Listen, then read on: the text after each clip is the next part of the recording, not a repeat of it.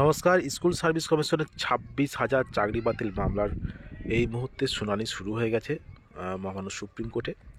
শুনানি চলছে। তো কি হবে কি না হবে সেটা অবশ্যই অর্ডার এলে বোঝা যাবে কি কি হতে চলেছে। তো যাই হোক, যেটা প্রধান দাবি ছিল সকলের বলতে গেলে, তাদের বিষয়টা হলো যে যারা জেনুইনভাবে চাকরি পেয়েছে তাদের বাদ দিয়ে যেগুলো ইনলিগ্যাল চাকরি পেয়েছে তাদের লিস্টে কিন্তু এসএসসিকে দিতে বলেছিল স্কুল সার্ভিস কমিশনকে। সেই অনুযায়ী কিন্তু অর্ডার হবে, সেটাই কিন্তু প্রাথমিকভাবে বলা হয়েছিল। এবারে দেখা যাক কী হয়। আজকে খুবই গুরুত্বপূর্ণ একটি দিন, যে 26,000 চাকরি বাতিল মামলা, যেটা মহামান্য হাইকোর্টে যেটা রায় হয়েছিল, যে 26,000 চাকরি বাতিল বিষয়ে 2016 সালে যে এসএলএসটি সহ গ্রুপ সি গ্রুপ ডি বিষয়ে যেসব নিয়োগগুলো হয়েছিল 2016 সালের নোটিফিকেশনে, সেগুলো সমস্ত কিন্তু বাতিল করে দিয়েছিল মহামান্য হাইকোর্ট।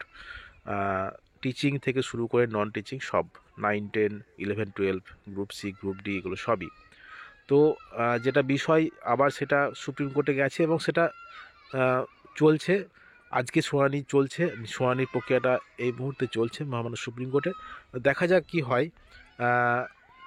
যে দেখতে পাচ্ছেন যে the state of West Bengal versus Baishakhi Bhattacharya Chatterjee, তো রায় নম্বর 188/22 আজকেই দেখুন শুনানি আছে, 19/12/2024। অনারেবল চিফ জাস্টিসের বেঞ্চে কিন্তু আছে। অনারেবল চিফ জাস্টিস অ্যান্ড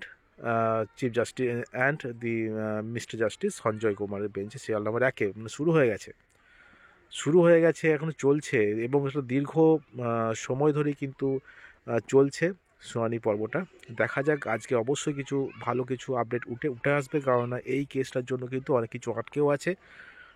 পরবর্তী এসএলএসটি সহ গ্রুপ সি গ্রুপ ডি নিয়োগ প্রক্রিয়া কিন্তু পরবর্তী নোটিফিকেশনের জন্য আটকে আছে। তো দেখা যাক এই কেসটা কি হয়।